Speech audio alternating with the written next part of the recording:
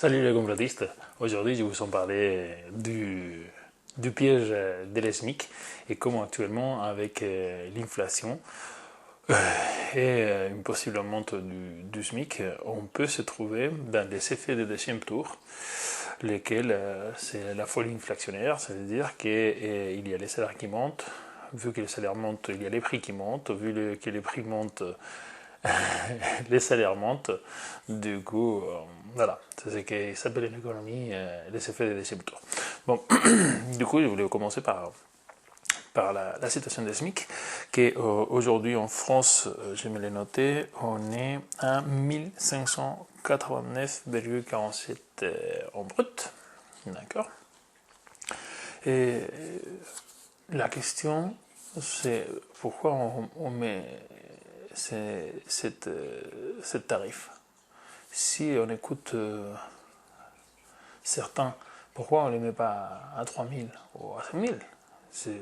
Voilà, c'est facile, on fait, on les monte. Bon, et la deuxième question que se pose, c'est ça bénéficie à qui les SMIC? Et il y a une tendance générale à croire que les SMIC aident aux gens qui touchent le SMIC. Et en vrai, pas du tout. Les SMIC, ça aide seulement à des grosses entreprises. D'accord? Parce que ça va créer un oligopole ou ça va créer qu'il n'y a aucun autre joueur qui peut rentrer dans ce système ou dans cette activité. Si on prend un exemple que c'est facile à comprendre, et je pense que tout le monde va suivre à peu près les raisonnements, on a, imaginons qu'on a deux personnes, d'accord? Deux personnes qui ne sont pas énormément compétents, mais qui ont des capacités, n'importe, comme tout le monde, et ils ont décidé, les deux, s'associer, parce que vu qu'ils ne sont pas non plus les plus compétents, s'est associés et ils sont déterminés qu'ils vont construire un mur, d'accord? Ils vont faire de la maçonnerie. Bon, du coup, une troisième personne, un client, arrive et propose à ces deux personnes de construire un mur. Bien, ces deux personnes, dans un système libre, okay, déterminent que, bon, comme ils ne sont pas forcément très doué, ils sont deux, bon, il peut construire, c'est pas super compliqué, il peut construire les murs en une semaine, tranquillement, le travail va être bien fait, d'accord, sont deux, et ils vont facturer ça à 600 euros, d'accord, 600 euros au total. Parfait, bien. Alors, maintenant, on va voir comment quelqu'un qui ça fait longtemps, une entreprise de construction, est contacté pour construire ce mur. D'accord? C'est-à-dire qu'il y a un professionnel, quelqu'un qui a 10, 15, 20 ans, n'importe, d'expérience derrière lui, qui arrive, regarde les murs et il dit, pas de problème, ça, avec 1000 euros, je vous le construis dans une journée. Ou 2 journées, n'importe. Les clients, il va contacter qui à la base pour faire la construction de cette mur? Ben, logiquement, les deux gars dès qu'on a parlé au début, il met 5 jours et il facture ça à 600 euros. L'autre gars, il met 2 jours, 3 jours, n'importe, et il facture ça à 1000 euros. Ben, logiquement, la personne va aller vers les deux gars parce que le travail va être fait pareil et il va économiser de l'argent. Bien. Maintenant, on va imaginer qu'on est dans une situation telle qu'on est aujourd'hui. Ça veut dire une société contrôlée, d'accord, réglée et régulée par l'État. Bien. Les deux gars, ils ne pourraient pas facturer ça 600 euros. D'accord? Parce qu'il y a les SMIC, il faut calculer que pour la construction de cette mur, il faut les payer à 52 1000 euros. Sauf que le problème, c'est que les gars, ils ne pourront pas les construire tout seuls. Il n'y a pas un qui pourra les construire tout seul. Ils n'ont pas assez d'expérience. Mais à deux, ils arrivent à les faire. Et un bon boulot. À qui a bénéficié cette SMIC? Parce qu'on a 1000 euros pour les deux gars, 1000 et 1000, et l'autre, d'accord, il a demandé 1000, même si on met 1200. à qui va contrater? À qui va faire un contrat? Les clients. Logiquement, à l'artisan. Et ça bloque le développement des gens qui démarrent. Okay?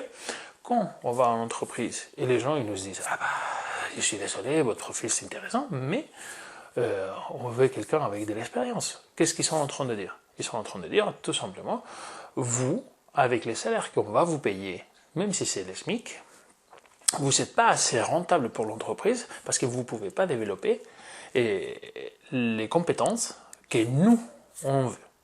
D'accord? Vous nous coûtez trop cher pour ce que vous allez donner à l'entreprise.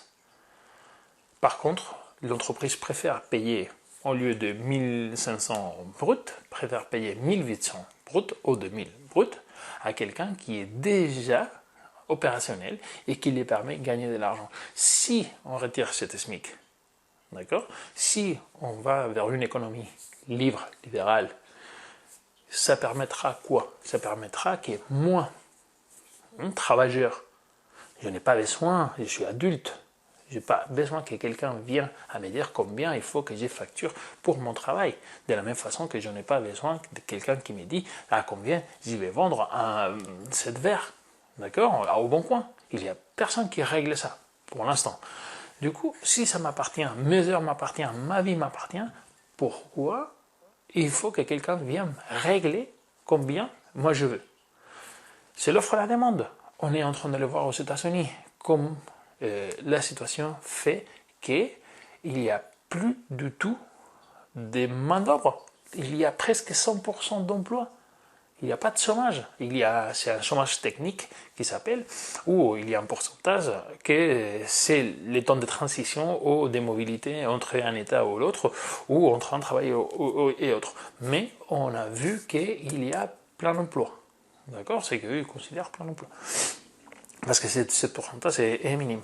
Du coup, pourquoi nous, on règle, on ferme la porte à des opportunités, à des gens?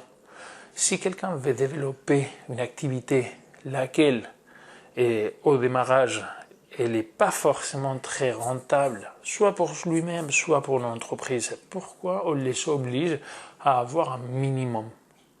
Il n'y a aucun sens.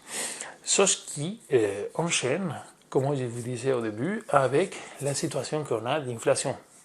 On est en une inflation de 2,8, d'accord? Ils disent que bon, ben, c'est 0,4 plus que l'année 2020, et il faut oublier l'année 2020, ok? Oublions l'année 2020.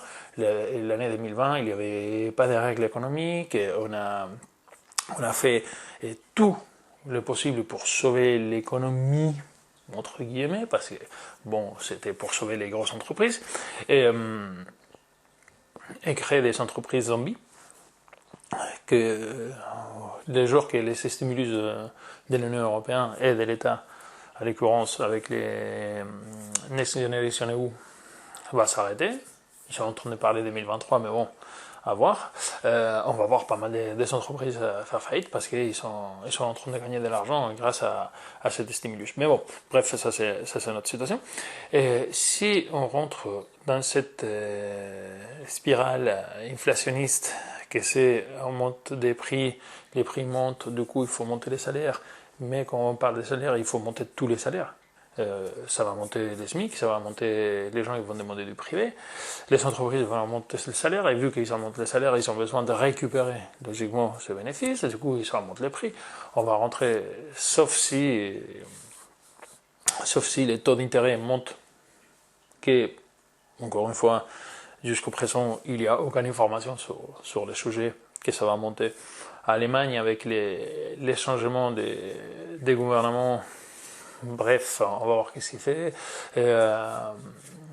Powell, avec la réserve aux États-Unis, il a déjà en parlé que cette situation, il faut l'arrêter,